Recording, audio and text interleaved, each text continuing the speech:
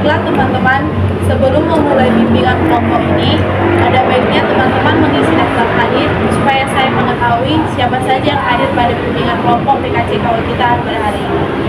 Silakan teman-teman diisi dan dikembalikan jika sudah selesai.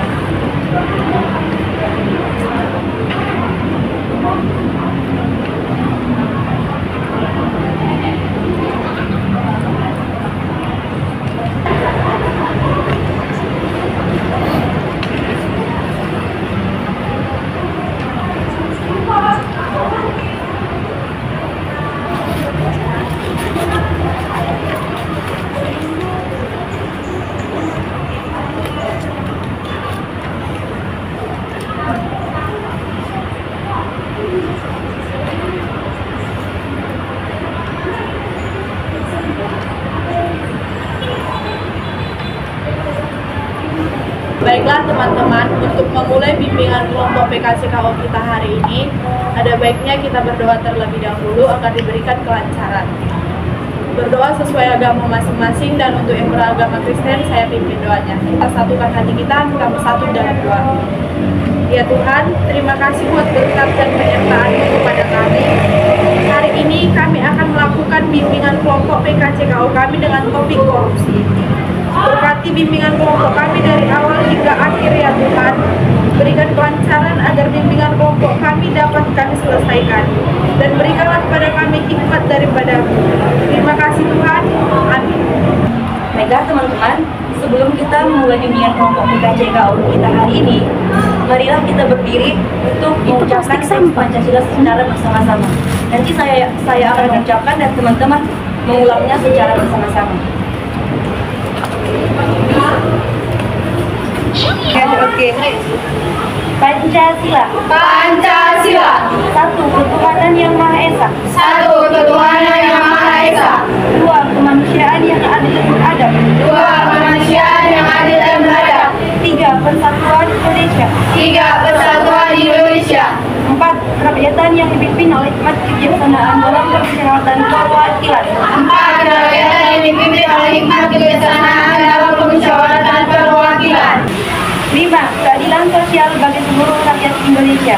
Lima, keadilan sosial bagi seluruh rakyat Indonesia. Terima kasih teman-teman, dan silakan untuk duduk kembali.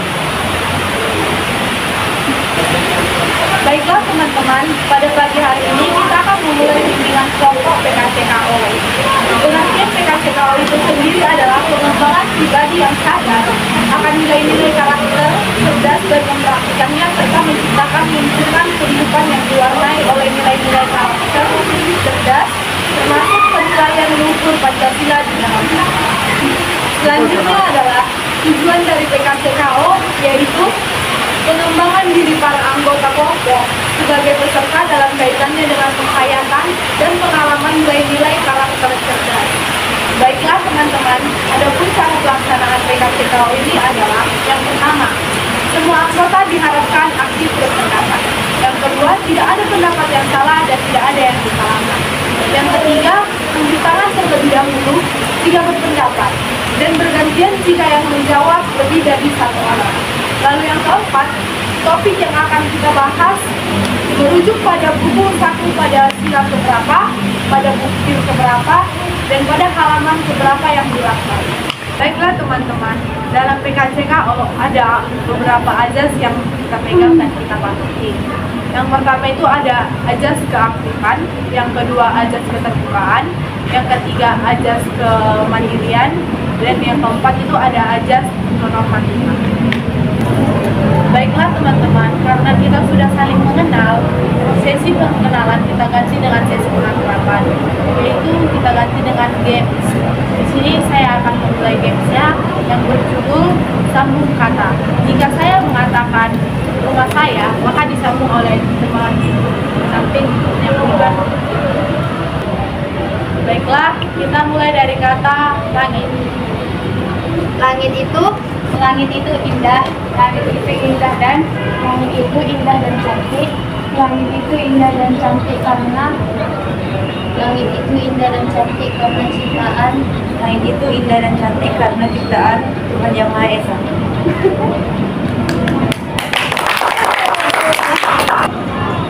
Baik, kata yang kedua adalah universitas. Universitas Negeri. Universitas Negeri Medan. Universitas Negeri Medan adalah salah. Universitas Negeri Medan adalah salah satu. Universitas Negeri Medan adalah salah satu kampus. Universitas Negeri Medan adalah salah satu kampus impian.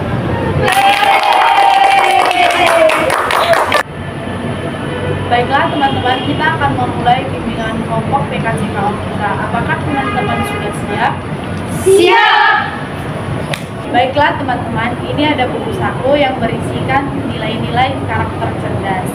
Buku ini kita akan gunakan selama kegiatan berlangsung. Akan saya bagikan.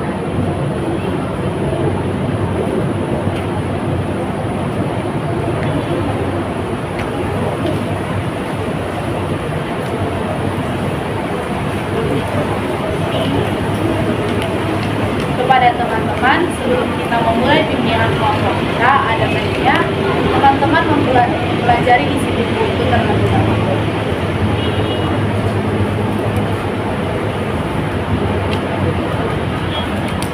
Baiklah teman-teman, topik PKCKO kita pada hari ini adalah tentang korupsi. Menurut teman-teman sekalian, mengapa penting topik korupsi ini dibahas? Teman-teman, adakah yang berpendapat dari sila pertama? Tidak ada. Baik, kita akan lanjut ke sila kedua. Adakah teman-teman yang ingin berpendapat dari sila kedua? Baik, untuk saudari Saida. Mengapa topik ini perlu dibahas? Karena seperti di dalam sila kedua, di ke-12 yaitu mengembangkan sikap tidak semena-mena terhadap orang lain. Baik, pendapat dari saudari Saida yang terdapat dalam sila kedua. Selanjutnya kita lanjut ke sila ketiga. Adakah teman-teman sekalian yang ingin berpendapat dari sila ketiga? Tidak ada. Kita lanjut ke sila keempat. Adakah teman-teman sekalian yang ingin berpendapat dari sila keempat? Untuk saudari Albina. Maka seperti dalam sila keempat, buku sila keempat, isinya yaitu memberikan kepercayaan kepada wakil-wakil yang dipercayai untuk melaksanakan permusyawaratan. Baiklah, terima kasih untuk pendapat saudari Hermina. Selanjutnya pendapat dari saudari Hermina. Jadi, mengapa penting bagi kita membahas topik ini? Nah, hal ini melanggar sila keempat, yaitu butir ke-33, yang isinya itu keputusan yang diambil harus dapat dipertanggungjawabkan secara moral kepada Tuhan Yang Maha Esa, menjunjung tinggi harkat dan martabat manusia, nilai-nilai kebenaran dan keadilan, mengutamakan persatuan dan kesatuan demi kepentingan bersama. Terima kasih untuk pendapatnya saudari Hermina.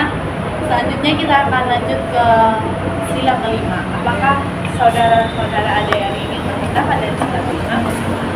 Baik, pertama kita akan mulai dari saudari Ais. Di sini menurut saya, mengapa penting kita membahas kasus tentang korupsi ini, itu menyalah pada sila kelima butir ke-41 yang berbunyi tidak menggunakan hak milik untuk hal-hal yang bersifat pemborosan dan bergaya hidup mewah. Terima kasih untuk pendapatnya. Selanjutnya saudari Putri. Selanjutnya, kenapa penting untuk membahas topik korupsi ini? Karena menyalahkan butir ke-40 sila kelima tidak menggunakan hak milik untuk usaha-usaha yang bersifat pemerasan terhadap orang lain. Terima kasih untuk pendapatnya. Kita lanjut ke saudari Kopi. Kenapa topik ini harus dibahas? Karena melanggar sila kelima butir ke-42, yaitu tidak menggunakan hak milik untuk bertentangan dengan atau merugikan kepentingan umum. Baik, terima kasih untuk pendapatnya dari teman-teman sekalian. Baiklah teman-teman, di sini saya akan menyimpulkan dari pendapat teman-teman mengapa penting topik ini untuk kita bahas. Yang pertama itu adalah untuk mengembangkan sikap tidak semena-mena terhadap orang lain. Nah, di sini juga kita harus memberikan kepercayaan kepada wakil-wakil yang dipercayai untuk melaksanakan permusyawaratan, serta kita tidak boleh menggunakan hak milik orang lain untuk usaha-usaha yang bersifat pemerasan terhadap orang lain. Itulah kesimpulan yang dapat saya simpulkan dari pendapat teman-teman sekalian. Terima kasih. Baik, terima kasih untuk saudari Fadila. Selanjutnya kita lanjutkan, apa faktor penyebab terjadinya korupsi? Adakah teman-teman sekalian yang ingin berpendapat? Kita mulai dari saudari Ais. Menurut saya hal ini dapat terjadi karena kurangnya transparansi data keuangan. faktor yang menjadi penyebab dalam sehingga orang melakukan korupsi. Yang pertama adalah karena kurangnya penegakan hukum di pemerintah yang kuat. Itu karena sering memberikan suap. Selanjutnya itu karena adanya sidak seragam. Faktor selanjutnya itu adalah karena banyak pejabat yang gaya pikirnya sudah mengambil. Selanjutnya itu karena moral yang rendah yang dapat menyebabkan orang-orang berkesempatan untuk berkorupsi. Baiklah teman-teman, di sini saya akan menyimpulkan pendapat dari teman-teman tentang faktor penyebab dari seseorang itu melakukan yang namanya korupsi, yaitu yang pertama adalah kurangnya transparansi data keuangan. Yang kedua itu karena kurangnya pengakuan hukum yang kuat. Dan selanjutnya adalah budaya yang menerima suap karena sikap serakah seseorang dan karena moral yang rendah dan dapat menyebabkan seseorang itu menjadi korupsi. Baik, terima kasih untuk pendapat teman-teman sekalian. Baiklah teman-teman, selanjutnya itu akibat. Menurut teman-teman, apa akibat dari terjadinya korupsi? Adakah teman-teman yang ingin berpendapat dari sila pertama? Baik, untuk saudara Ais. Baik, menurut saya akibat yang dapat menyalah atau menyimpang berdasarkan sila pertama, butir pertama, bangsa Indonesia menyatakan kepercayaan dan ketakwaan terhadap Tuhan Yang Maha Esa, di mana jika seseorang memiliki ketakwaan yang tinggi, dia tidak akan melakukan korupsi. Menurut saya hal ini itu ada di sila pertama, yaitu agama dan kepercayaan terhadap Tuhan Yang Maha Esa adalah masalah yang menyangkut hubungan pribadi manusia dengan Tuhan Yang Maha Esa, seperti ini korupsi. Nah, itu antara hubungan dia sama Tuhan, berarti dia berdosa itu. Terima kasih pendapatnya dari sila pertama. Yang selanjutnya kita lanjut ke sila kedua. Apakah teman-teman sekalian ada yang ingin berpendapat dari sila kedua? Baik. Seperti dalam butir ke-12 sila kedua, yaitu mengembangkan sikap tidak semena-mena terhadap orang. Sementara ketika seseorang korupsi, otomatis ini sudah mengambil haknya orang lain dan semena-mena terhadap orang lain, maka dengan hal itu melanggar sila kedua butir ke-12. Terima kasih untuk pendapatnya. Itu dari sila kedua. Selanjutnya kita akan lanjut ke sila ketiga. Adakah teman-teman yang ingin berpendapat dari sila ketiga? Tidak ada. Lanjut ke sila keempat. Adakah teman-teman sekalian yang ingin berpendapat dari sila keempat? Jadi yang seperti pada sila keempat, yaitu isinya memberikan kepercayaan kepada wakil-wakil yang dipercaya untuk melaksanakan tugasnya. Nah, jadi masyarakat akan kehilangan kepercayaan pada wakil-wakil yang dipercayai untuk melaksanakan tugasnya sebagai pemimpin. Baik, itu pendapat dari sila keempat. Selanjutnya kita lanjutkan untuk sila kelima. Apakah teman-teman sekalian ada yang ingin berpendapat dari sila kelima?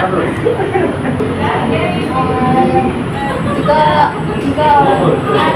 ternyata kegiatan dalam rangka menunjukkan kemajuan demokrasi itu tidak akan terjadi, karena jika kita terjadinya korupsi ini kan, jadi karena yang seharusnya untuk kegiatan rangka menunjukkan kemajuan ini. Untuk saudari Herina, Akibatnya di sini sesuai sila kelima, butir ke-36 mengembangkan sikap adil terhadap sesama. Jadi jika kita korupsi itu sama saja kita tidak adil dengan sesama lingkungan kita. baik, terima kasih untuk pendapatnya. Baiklah teman-teman, di sini saya akan menyimpulkan pendapat dari teman-teman tentang akibat dari seseorang itu korupsi. Yang pertama itu akibatnya adalah kepercayaan dan ketakwaannya terhadap Tuhan Yang Maha Esa itu sudah terganggu, dan serta kepercayaan terhadap Tuhan itu tentang masalah menyangkut hubungannya dengan Tuhan di pribadi itu sudah bermasalah. Itulah akibatnya. Yang selanjutnya akibatnya itu juga terdapat dalam rangka mewujudkan kemajuan yang merata dan berkeadilan sosial. Jika seseorang itu korupsi, maka seseorang itu tidak akan mewujudkan kemakmuran atau kemajuan yang merata di dalam negara itu, dan keadilan sosial juga tidak akan bisa diterapkan di dalam rakyatnya. Terima kasih. Baiklah teman-teman, selanjutnya itu ada solusi. Menurut teman-teman, apa solusi yang teman-teman bisa berikan setelah terjadinya kasus korupsi. Adakah yang ingin berpendapat? Baik, kita akan mulai dari saudari Aisyah. Menurut saya solusi dapat dilakukan itu adalah dengan melakukan penguatan terhadap lembaga-lembaga anti korupsi. Selanjutnya, solusi yang dapat diberikan adalah lebih tegaknya hukum di negara Indonesia sehingga kasus korupsi ini semakin menurun. Selanjutnya, transparansi dalam pengelolaan keuangan di data. Selanjutnya itu memberikan pendidikan masyarakat tentang bahayanya korupsi. Dari solusi yang dapat diberikan itu adalah memberikan insentif terhadap pelaku korupsi, yaitu memberikan dukungan kepada orang yang melaporkan si koruptor tadi, karena dengan dia melaporkan si koruptor tadi, maka negara akan lebih aman. Baik, selanjutnya itu mengatur pengeluaran keuangan negara atau perusahaan. Dengan begitu kita akan tahu berapa saja uang yang dikeluarkan untuk negara, dan seperti ada catatannya begitu. Jadi para yang ingin korupsi ini tidak akan berpikir-pikir lagi lah, karena kan ada catatan kan. Jadi otomatis dengan adanya catatan itu akan mudah diketahui bahwa dia menyelap uang. Baiklah teman-teman, di sini saya akan menyimpulkan tentang pendapat teman-teman mengenai upaya atau solusi yang dilakukan dalam mengatasi korupsi ini. Yang pertama itu kita dapat membuat atau penguatan lembaga anti korupsi. Nah, di sini lembaga itu harus menguatkan betapa berpengaruhnya jika seseorang itu korupsi terhadap negara, akan memberikan dampak negatif seperti itu. Nah, selanjutnya itu adalah negara kita harus melakukan penegasan hukum terhadap orang yang melakukan korupsi. Dan selanjutnya adalah suatu lembaga itu harus mengatur pengeluaran keuangan, baik itu pengeluaran, pendapatan, sehingga kita mengetahui bahwa adanya uang masuk dan adanya uang keluar. Nah, situ seseorang tidak akan bisa melakukan yang namanya korupsi karena semua sudah dilakukan perincian biaya pendapatan tentang anggaran yang dilakukan. Terima kasih untuk pendapat teman-teman sekalian. Baiklah teman-teman, setelah membahas topik tentang korupsi ini, apa komitmen teman-teman untuk ke depannya? Komitmen saya adalah saya akan lebih memikirkan akibat apa yang akan terjadi jika saya mengambil hak orang lain. Komitmen saya adalah saya akan mengantisipasi serta mencari tahu apa dampak yang saya dapat ketika saya melakukan korupsi. Jika saya tahu ada seorang polisi sekarang melapor kepada pihak berwenang. Mungkin komitmen dari saya itu lebih berhati-hati. Misalnya ada yang ngasih dalam pekerjaan, yang misalnya ada yang ngasih uang atau seperti sogokan begitu kan, itu kan mungkin seperti misalnya kan suap dari hasil korupsi dia. Dari komitmen saya ke depannya, saya akan lebih bertanggung dan saya akan bersikap jujur agar saya terhindar dari Saya untuk kedepannya adalah saya akan lebih berusaha agar tidak melakukan korupsi dan lebih berusaha dalam bertanggung jawab atas pekerjaan yang telah saya lakukan. Adakah lagi yang ingin berpendapat? jika komitmen saya itu, jadi saya akan memberikan pemahaman Jadi komitmen saya akan memberikan pemahaman kepada lingkungan sekitar saya tentang bahayanya korupsi tersebut. Terima kasih atas komitmen teman-teman yang diberikan. Kita lanjut ke games. Baiklah teman-teman, kita akan memulai games untuk peneguhan komitmen kita. Nama gamesnya yaitu tepuk sambung komitmen. Awalnya kita akan begini, kemudian ditepuk seperti ini dan mengucapkan komitmennya yang berhubungan dengan korupsi. Baik teman-teman, kita mulai. Saya akan jujur. Saya akan lebih mempertimbangkan sikap saya agar tidak berubah. Saya akan lebih mendekatkan diri saya kepada Tuhan Yang Maha Esa. Saya akan bertanggung jawab. Saya akan korupsi dan saya akan berorientasi. Saya akan menjaga hubungan yang baik dengan orang tua saya dan orang-orang di sekitar saya. Baiklah teman-teman, terima kasih atas kehadiran dan partisipasinya karena sudah hadir dalam kegiatan PKCKO kita pada hari ini. Selanjutnya, sebelum kegiatan PKCKO kita pada hari ini berakhir, ada teman-teman sekalian yang ingin menyampaikan pesan dan harapan. Baik, untuk saudari Ida. Harapan saya semoga topik yang kita bahas ini bisa mengangkut orang di luar sana. Apa kau mau? Bisa enggak solusi dan bagaimana caranya agar terhindar. Pesan dan harapan saya adalah sudah cukup jelas dari apa yang kita bahas tadi. Dari pesan harapan saya untuk kita semua dapat lebih bertanggung jawab terhadap diri kita sendiri. Karena kalau kita tidak ingin merugikan orang lain, tidak ingin dirugikan, alangkah baiknya kita tidak merugikan orang lain terlebih dahulu. Pesan dan harapan yang saya dapat melalui pembahasan topik ini adalah teman-teman saya dan kalian semua penting untuk menjauhkan bahayanya korupsi ini serta mengetahui faktor-faktor atau dampak yang terjadi ketika kalian korupsi itu apa yang akan kalian terima. Terima kasih. Baiklah teman-teman, untuk mengakhiri kegiatan PKCKO kita hari ini, ada baiknya kita berdoa menurut agama dan kepercayaan masing-masing. Saya akan membawa doa secara Islami.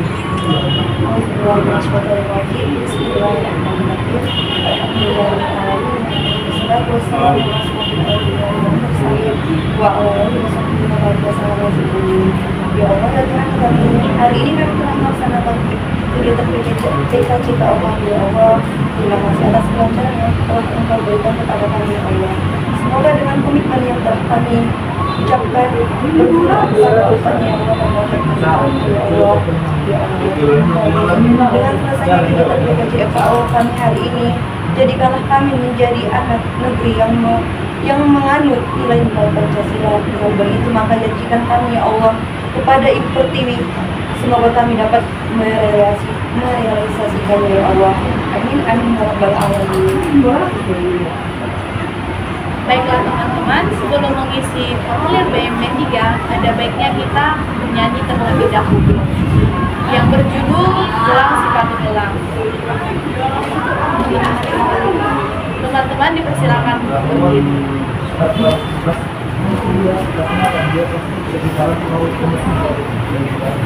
Mari kita menyanyikannya dengan penuh semangat. Gelang sepatu gelang, gelang si Rama-Rama. Mari pulang, marilah pulang, marilah pulang bersama-sama. Mari pulang, marilah pulang, marilah pulang bersama-sama.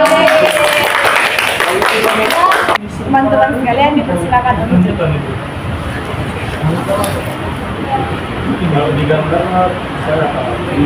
Udah teman-teman, saya ingin mengetahui apa saja yang telah teman-teman dapatkan dari topik kegiatan kita hari ini. Itu saya akan membagikan kertas BMP. Apa bedanya dia yang dulu sama bekal?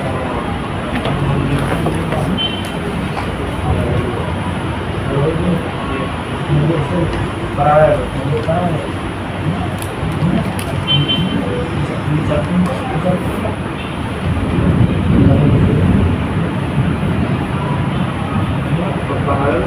Apakah teman-teman sekalian sudah selesai? Sudah. Selesai.